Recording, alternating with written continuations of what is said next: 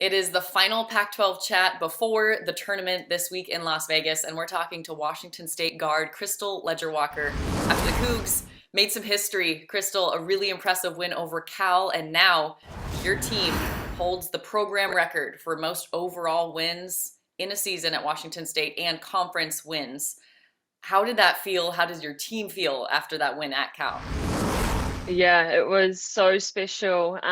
Going into that game, we know that was a big game for us and we needed to win that. And it was important to get that game to secure a bye in the tournament. So, yeah, just so happy that we could get it done. So happy that, the result fell our way. And it was actually really cool. We had an alumni come into the locker room after the game, Mariah, and she was so that kind of made the moment even more special for us because she spoke about her time here and how cool it's been following us and how much she's seen us grow over the years, these last couple of years, and really turn this program around. So I think having her come into the locker room after the game too just made that moment so much more special for us.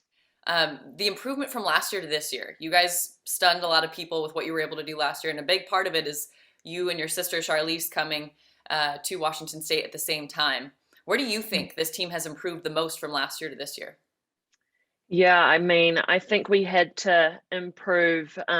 We weren't going to shock anyone this year, and they'd kind of figured us out a little bit more. And or over the season, I think we've really grown and kind of just meshed and gelled well together as we've gone along. And I think it's finally starting to come together. And at this back end of the season, I think our timing's gone really well, and this is when you want to be peaking and this is when you want to be playing your best basketball. So I think the whole lead up all season to this is definitely has been a little bit of a roller coaster, but a needed kind of process to get to where we are today. From what I saw, because I called some of your games last year, you and Charlize have a crazy connection. Your passing game is really unlike what we see in the United States, because it seems like the chemistry is even better than it was last year. Yeah, totally 100%. I think our chemistry is, all around, all across the team is better. I think we were one of the only teams in the pack, if not the only, that brought back all five starters. And I think that was a big key for us. But yeah, we've had some key pieces come along into our team this year with Kaya and T-Wall. Tara Wallach. Yesterday, I think I threw her some crazy passes and she was able to bring them in. And yeah, so definitely the chemistry's grown, and we've also added some pieces that have really upped our game. So yeah, just super proud and happy of where we are and the place that we're in and how we're playing right now. Let's go back to the weekend before this one. Before you guys made history for your program, you beat Arizona, number 8 at the time, the second year in a row that you guys have upset Arizona when they're ranked in the top 10 on your home floor. What do you remember from that game? Because I know it was senior night for you, and you Mhm. are lucky enough to be able to play with your sister in college basketball. What do you remember from that game? Yeah, such a special moment. Just all the whole day. I think the senior day for anyone is just so special. You just feel like kind of the spotlight is just on you. It's your moment, it's your last moment. And my team did a great job of making me, Mick, and Cher all feel that way. They decorated our lockers. They had us some cute little photo albums with pictures of the year and all of our memories. So to get that last win and to have that be our last memory, all three of us seniors on that court, was just such a special moment. And credit to our team for just wanting to send us out the right way and, making that day special for us. And your leadership is very obvious. We've heard teammates. I've heard your teammates say in press conferences that when you get serious, everybody listens. Like Krystal's not messing around when she's leading the team. You've also said that Charlize is sometimes thought of as the older sister when people first meet you guys. Can you explain why that is and the dynamic that you guys have? Yeah, I think me and Chalice I think are both leaders in our own ways. And I kind of look to her for, support and some qualities that she has that I don't. And I think that's also a great thing about our whole team. We all recognize the strengths of others and our own weaknesses.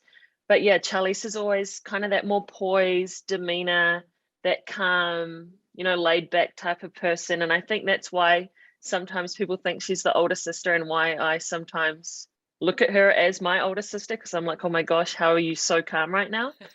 But and then I'm just kind of like I play with a lot of emotion. I think I'm probably a little bit more aggressive than she is, and you can see it on my face, and I'm a little bit more obvious, and that's probably why, yeah, that mix up happens. And for those that don't know, you chose to transfer with head coach Cami Etheridge last year for your last year, and then obviously you got the extra year of eligibility. She's a guard, you're a guard. She's a Hall of Famer, a national champion in college, Olympic gold medalist. You had 9 assists at Cal, and we have to think that there's quite a bit of an impact in her guard mentality on you. What is it like to be coached by her? Yeah, so cool. Definitely the reason why I came here is because of all those accolades she has, and name an award and she's probably won it, or someone else on the staff, Laurie Kane, or Coach P probably have. So definitely a wealth of knowledge up in that office. And yeah, hopefully I think I've learned from them. I hope I have. I think hopefully I've implemented some things in my game that they've taught me and they've wanted to see.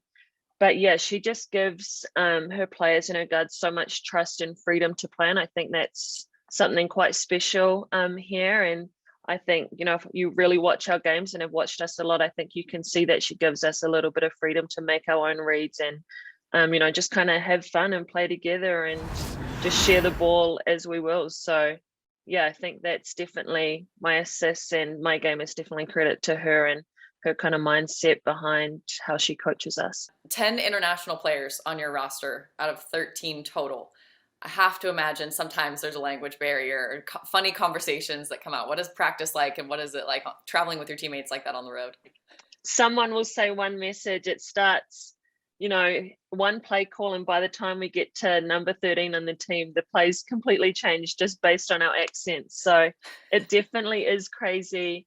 In our gym, and we have a lot of funny and kind of moments where we just laugh at each other.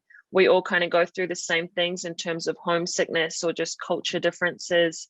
So I think that's really key. And I also think everyone kind of brings a little of their own flair to the game as well. I think, we have some Europeans on the team that do some things that the Americans are like, oh my God, what was that move? We've never seen that before, and vice versa. So I think, yeah, it's just super cool in our gym, and so grateful that we have all these girls from all over the world, and just so cool having so many cultures. I don't know if any other conference prepares you quite the way this conference does for the NCAA tournament. How confident are you guys in your game right now heading into the Pac-12 tournament? What do you think Washington State can do as a 3 seed?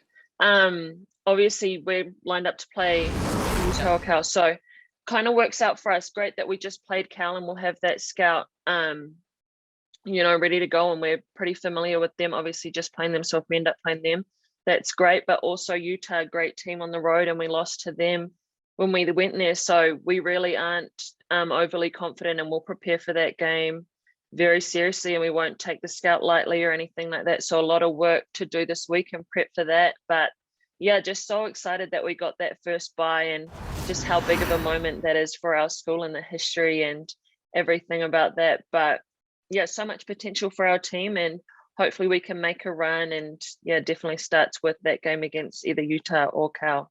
And so we'll be prepping for that. And last question, most people have you guys as potentially a 10 seed in the tournament.